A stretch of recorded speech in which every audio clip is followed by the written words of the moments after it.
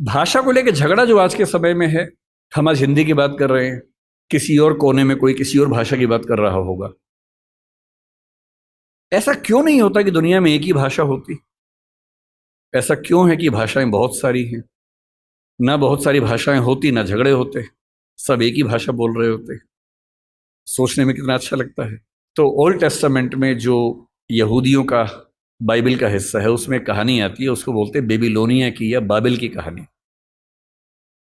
कहानी ये है कि एक बार ईश्वर ने, यहूदियों के ईश्वर याहवे ने, जब देखा कि मनुष्य बहुत पाप कर रहे हैं तो उसने बहुत तेज बाढ़ पैदा की। ये वही बाढ़ है जो आपने आज से 10 साल पहले एक फिल्म 2012 में देखी होगी। ये उसी बाढ़ की कहानी है। इतनी ज्यादा बाढ़ की सारी इंसानी सभ्यता नष्ट हो जाए, क्योंकि ये लोग इतने पापी हैं। और ईश्वर को ये लगा कि मैंने गलती कर दी इन लोगों को मनुष्य बना के, इनके तो पाप खत्म नहीं होते हैं। नाराज होकर उसने सारी सभ्यता को विनाश करने के कगार पे खड़ा कर दिया। हम भारतीय सभ्यता में प्रलय की कल्पना करते हैं, कुछ कुछ वैसी कल्पना वहां पर एक बाढ़ की कल्पना है। और तब ईश्वर को यह भी लगा कि अगर सारे खत्म हो जाएंगे तो सृष्टि बनाने का जो पर्पस था वो खत्म हो जाएगा। तो ईश्वर ने अपने एक नबी को भेजा जिनका नाम था नूह या नोआह। ये युवाल नोआह हरारी के बीच में भी जो नाम है नोआह, ये वही नोआह नाम है। और उनसे कहा कि तुम जाओ, जितनी भी स्पीशीज है उन सब की एक एक पेयर को बचा लो, ताकि सभ्यता को फिर से शुरू कर सके। तो नोआह ने एक जहाज का निर्माण किया, पानी के जहाज का निर्माण किया, सारी स्पीशीज के एक एक पेयर को उस पर रखा, अपने परिवार को रखा और बाढ़ से बचा लिया। और उसके बाद नई सभ्यता शुरू हुई। और जब नई सभ्यता शुरू हुई तो बेबीलोनिया के राजा के मन में एक विचार आया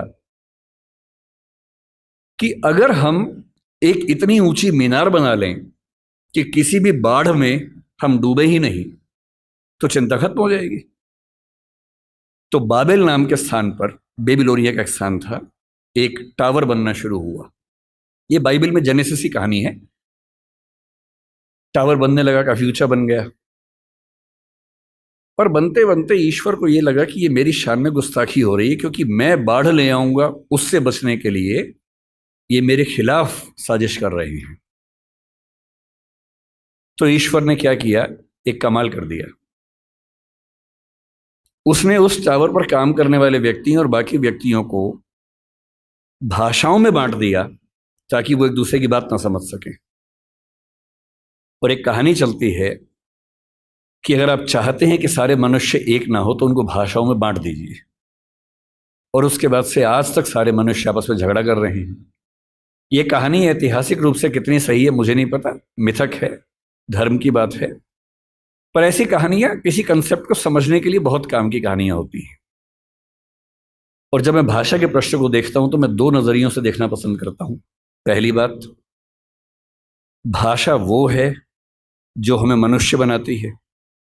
और इस संसार में जहां 3 ट्रिलियन या 1 ट्रिलियन स्पीशीज संघर्ष करती हैं, उनमें हमें सबसे ज्यादा मजबूत बनाती है। और दूसरा, भाषा वो संरचना है जो दुनिया को बांटती है, और क्योंकि बांटती है तो बहुत सारे संघर्षों को जन्म देती है। लोग कहते हैं कि धर्म बहुत ताकतवर है, जाति बहुत ताकतवर है। मेरी नजरिए में भाषा सबसे ताकतवर है। अगर धर्म बहुत ताकतवर होता तो पाकिस्तान बनने के बाद बांग्लादेश की जरूरत क्यों पड़ती? मुसलमानों के लिए एक नया देश चाहिए तो पाकिस्तान बन गया। पाकिस्तान और बांग्लादेश में मुसलमान ही तो थे। अंतर क्या था कि एक तरफ के मुसलमान उर्दू और पंजाबी बोलते हैं, एक तरफ के मुसलमान बांग्ला बोलते हैं। बांग्ला भाषी मुसलमान उर्दू भाषी मुसलमान के साथ एक नहीं हो पाएगा, इसलिए उसको नए देश की जरूरत है। और बांग्लादेश इसलिए बना। आप श्रीलंका के झगड़े को कितना भी हिंदू और बौद्ध झगड़ा कह लीजिए, दरअसल वो तमिल और सिंगली भाषाओं का झगड़ा है। ये जो भाषाओं के झगड़े हैं, और भाषाओं का एक अस्तित्व होता है, जैसे मनुष्यों के जीवन में वक्र है, कभी सफल कभी विफल, ऐसी भाषाओं का जीवन होता है। आज से 300 साल पहले ब्रज भाषा का जो जोर था, कोई सोच सकता था कि 300 साल बाद उसका नाम लेने वाला कोई बचेगा नहीं। ब्रज भाषा के नाम में भाषा है, वो बोली बन गई और खड़ी बोली के नाम में बोली है वो भाषा बन गई।